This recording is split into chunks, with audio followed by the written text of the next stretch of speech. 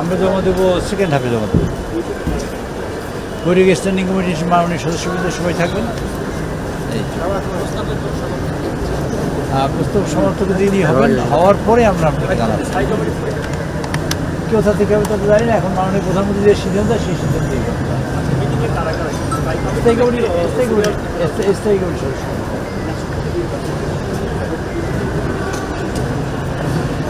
রাষ্ট্রপতি এখানে কোনো ভোট মানে অধিবেশন ডাকা হবে না, এখানে একটা বৈঠক ডাকবেন, ইলেকশন কমিশন ডাকবেন। সেটা ইলেকশন কমিশন অলরেডি বৈঠক ডেকেছে গতকালকে। ইলেকশন কমিশন বৈঠকের দিন মানে বৈঠক মানে ভোটের জন্য দাওয়াত করবে। আজকে পিএমের সাথে বা এইচপিএমের সাথে বৈঠকে আজকে সিদ্ধান্ত হবে কাকে নমিনেশন দেওয়া হবে এবং কারা কারা গভর্নমেন্ট পত্র স্বাক্ষর করবেন ইত্যাদি সব। ইনশাল্লাহ এইখান থেকে রওনা দেবো ইনশাল্লাহ। যাওয়ার আগে কথা বলতে পারবো কিনা সে ব্যাপারে কমিটেড করবেন না। নামটা আপনাদের জানবেন তখনই জানবেন তখনই। আচ্ছা তখন যদি এটা ঘোষণা হয়